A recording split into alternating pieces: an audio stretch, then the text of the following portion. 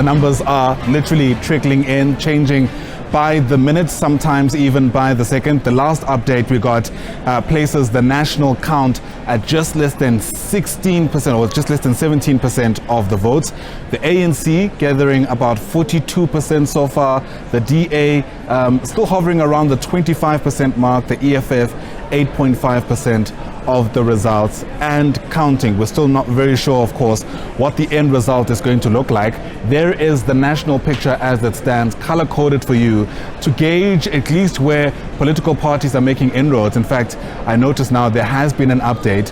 We've had 17.54% of the votes counted, and everything else I've mentioned there reflected on your screen.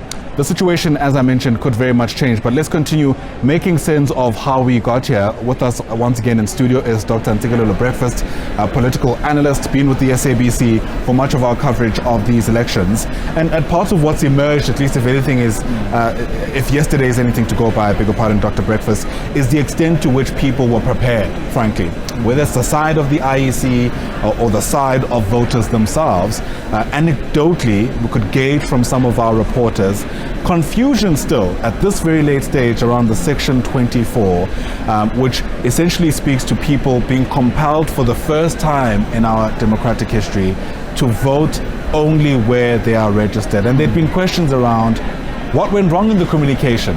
Could the IEC have done more? Is it perhaps on us as the media? What's your take? It's very important that we don't become simplistic or straightforward about this matter. Largely because there is a connection, in my opinion, between a slow pace of service delivery and voter turnout. You can educate people about elections until you are blue in your face. So long as you don't render services, they won't be able to vote on a large scale. It's as simple as that. Therefore, you cannot say that the IEC on that score is at fault. But on the other hand, I also think that maybe we need to move with the times. Society is not stagnant, because the traditional approaches of pitching messages to a larger audience, I think maybe are not applicable today. I think there is a new space called social media. Maybe now the IEC needs to tap in more into that space in terms of igniting the interest of the citizens. But also the issue of voter education is aligned to the budget of the IEC.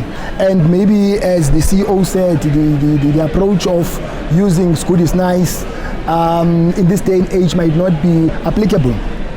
Absolutely. I mean, and that has been part of, the reflections, especially when people consider whether or not the IEC was frankly incapacitated, maybe that's a strong word, whether they didn't expect to have as many people come out to vote, whether or not the IEC was well-resourced leading into this election in a context where, let's face it, the Chapter 9 institutions has faced serious budget cuts over the years. Of course, I mean, it's about the application of neoliberalism, austerity measures.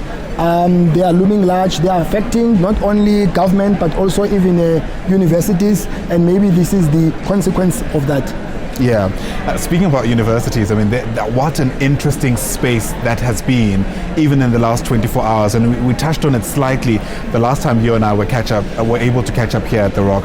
The amount of people who are seemingly really committed to being heard this time around. I mean, I have come across messages on social media, for example, of students studying in the lines while waiting to cast their ballots. I can't remember anything like that happening before in our country. I think throughout history, university students have always been interested in politics. I mean, if you look at the Fees Must Fall, and other protests. But I think that message needs to permeate also into townships and not be confined to university students. But I think we need to applaud university students for voting on a large scale.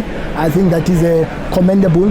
But I think maybe they also need to propagate their ideas, meaning that political parties need to propagate their ideas into other young people who are on the margins of the economy. The students at universities are sort of like in transition. They might join the labor market and become part of the middle class and so on. And you always want to engage with ideas and so on. Yeah. Absolutely. All right. It's an interesting door you're opening, and I'm sure we'll step into it in just a moment. For now, Dr. Ntsikelelo Breakfast, thanks very much indeed.